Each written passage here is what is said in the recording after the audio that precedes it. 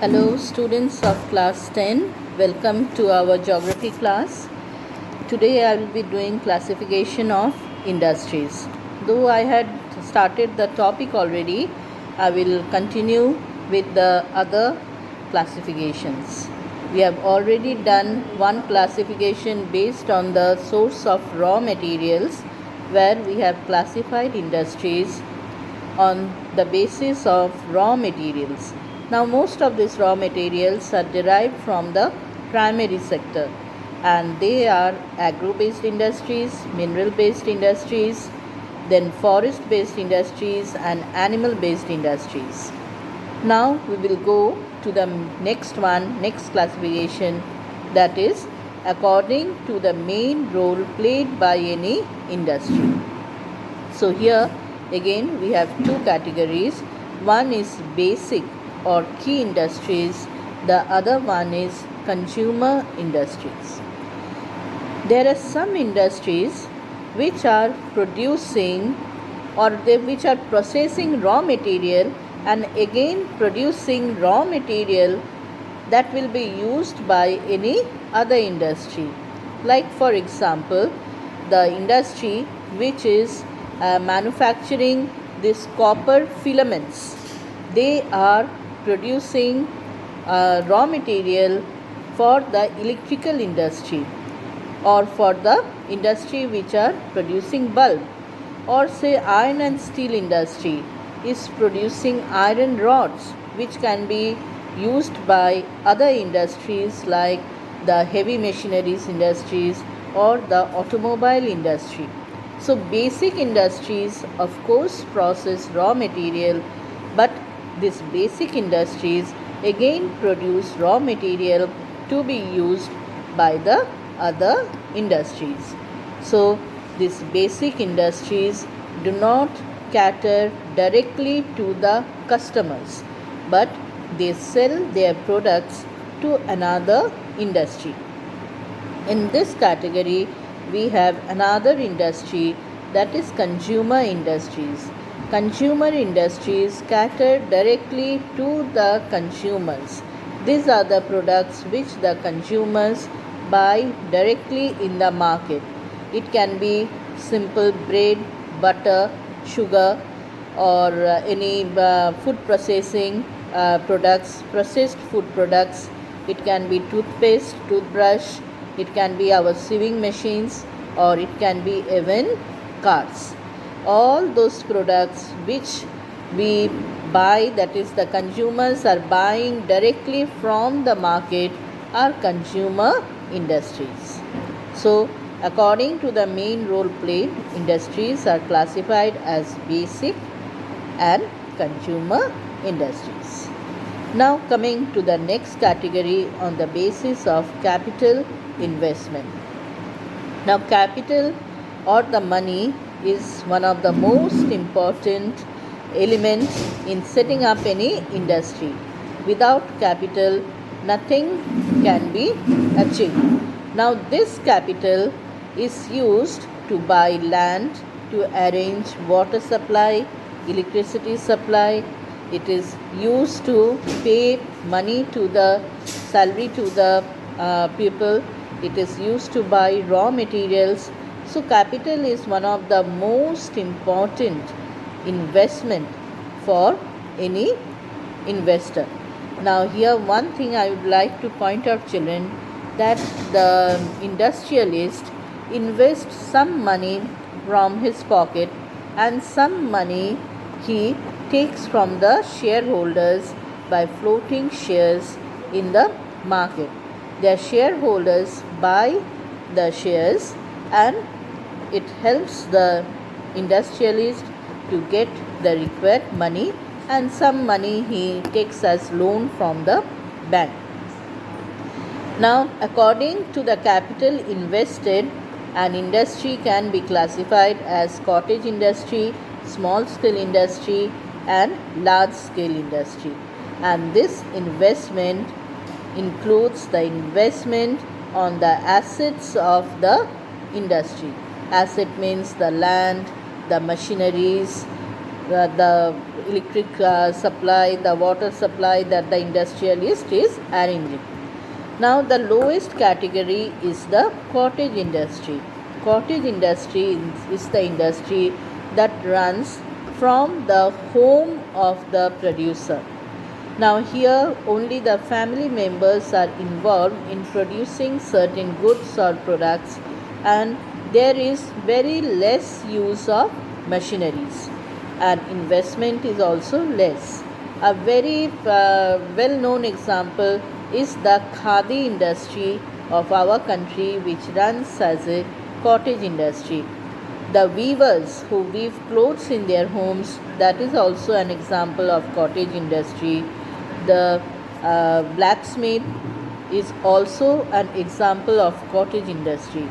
Now these cottage industries require very less investment, very less number of people are involved.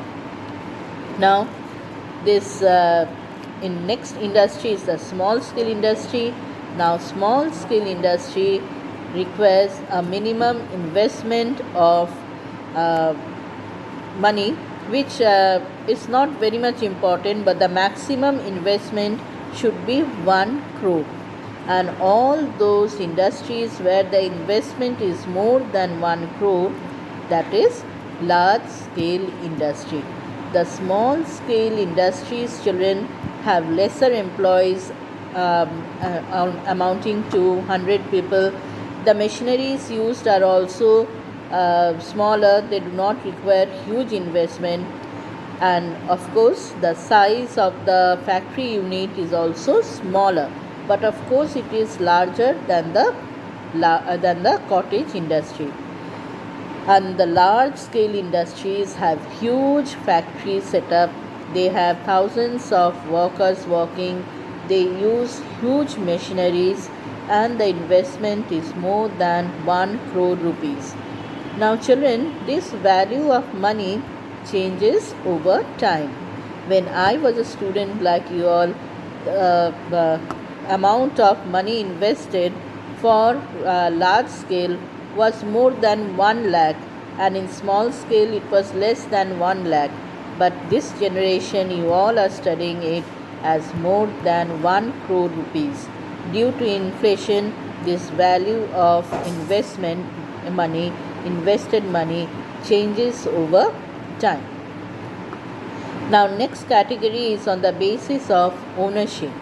On the basis of ownership, children, this can be divided into several groups like public sector, private sector, joint sector, cooperative sector, and even multinational companies. Now public sector companies are owned by the government, they are operated by the government. Now when I was doing your previous portion, I had said that the government always aims towards balanced regional development, and to achieve this balanced regional development, our government sets up company even in the remote and backward areas, so that these areas develop and the people living in these areas get employment, and their standard of living improves, their per capita income also improves. So public sector companies does not aim towards profit maximization, they aim towards the development of the country, and it is set up in any part of the country, even the remote corner of the country can have an industry which is operated by the government, and it comes under public sector organization. Here, like we have Coal India Limited, we have Oil and Natural Gas Commission, that is ONGC, we have SAIL, that is Steel Authority of India Limited, Gas Authority of India Limited, that is GAIL. So in this way we have a host of companies which is run and operated totally by the government. Then comes our private sector industries. The private sector industries are owned and operated by individuals or the member of a family or a group of individuals. Like for example, children, I was saying just a little bit before that the industrialist floats shares in the market, and all those people who will be buying the shares will be the partner in owning the company. A person who is having the major amount of shares with him or her will be the major owner of the company. So these private sector industries are run by individuals or groups of individuals or the members of the family, and we have a host of private sector companies in our country like Tata or Tisco, Bajaj, Mahindra, Gwenkas, Ambani's or the Reliance company. All these are private sector industries where the main aim is to earn profit maximization. Then comes our joint sector industries. In some cases, the government takes the help of the private sector, and both together, that is the government and individual or a group of individual may run any company. It is known as joint sector industries. So there were many companies which were basically owned by the government, but they are now owned jointly, like Oil India Limited. The example is given in your book. Even IPCL, that is Indian Petrochemicals Limited, was previously totally operated by the government. It was a public sector company, but later on the Reliance Group took over this IPCL and it became a joint sector. Generally, this joint venture greatly helps in disciplining the people working there and to earn profit. Sometimes the government-owned companies start making lot of losses, and to overcome that loss, this is done so that there is improvement in the financial status of the company. Another one in this sector is the cooperative sector. Now, cooperative industries, children, from the name itself you can make out it runs with the help of cooperation. The people cooperate with each other and they run the industry. Now, who are these people? Here comes two groups of people. One group of people is the producers, and the other group of people is the supplier of raw material. Now, for example, the dairy industry is totally under cooperative sector, whether it is Amul or Mother Dairy or Sudha Dairy. Here there is one group of people, that is the milkmen, who supply milk to the people, who supply milk to the, not to the people, sorry, but to the industry. The milkmen, they collect milk and they supply milk to the dairy industry. This is one group of people, those who are supplier of raw material. And the other group, that is the workers, they collect this milk and they process the milk and they produce different kind of products like butter, ghee, milk, different grades of milk. So the dairy industry is totally under cooperative sector. Now here, children, what is important, that whatever will be the loss and profit, that will be shared proportionately by the supplier of raw material as well as the workers or the processor of the raw material. Also, one thing is important here, that the supplier of raw material may not supply the same quantity of raw material every day. Some day milk production may be less, and some day the milk production may be low. So accordingly, the milkman is getting the money. If he supplies more to the industry, he will get more income, and he supplies less, he will get less income. Similarly, children, this sugarcane industry is also totally under cooperative sector.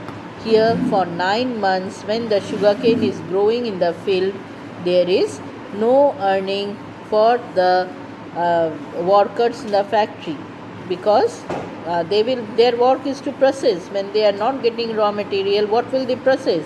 So for 9 months the sugarcane industry remain closed. After the sugarcane harvesting is done, the sugarcane reaches to the factory, and at that time the processing work starts. So there are a lot of industries in our country where this work is done on the cooperative basis. Like for example, Lijjat Papad is another example where the work is done under cooperative basis. Previously there was another company, Nirma washing powder, which also run on cooperative basis. So the raw material or the resources are pulled, and the profits and the losses are shared among the supplier of raw material as well as the workers in the factory. And then we have another group in this category is multinational company who markets their product in different countries, in different nations. Like for example, we have this Cadbury company, Nescafe, or the Maggi company, which is run by this Hindustan Unilever. So they market their products in different different countries. Sorry, they market their products in different countries, and that is known as multinational company. Then we have the last category, that is based on bulk and weight of raw materials and finished products. So we are using different kinds of raw materials. Some of these raw materials are heavy and some of them are light. Similarly, in case of finished products also, some of the finished products are heavy and some of them are light. So based on the weight of the raw material and the finished products, we classify industries under two categories, that is heavy industries and light industry. So under heavy industry, examples like iron and steel, where every raw material that is used, whether it is coal, iron ore, manganese, limestone, all of them are heavy, and the end products, that is the rods that are produced, they are also heavy. Similarly, the light industry uses very light raw materials and the end product is light. Like for example, electrical industry, their raw material is lighter, their finished product is also lighter. If you take cotton textile industry, that is also a light industry because the raw material is light and the finished product is light. So children, this was for the classification of industries where we use different products in our day-to-day life, and the different products are classified under different bases according to the source of raw material, according to the role played, on the capital invested, on the basis of ownership, and on the bulk and weight of raw materials and finished products. So I'll end my class here, children. Next day we will do the textile industry. We'll start with the agro-based industries and I'll continue with the textile industry. Thank you, children. Have a nice day.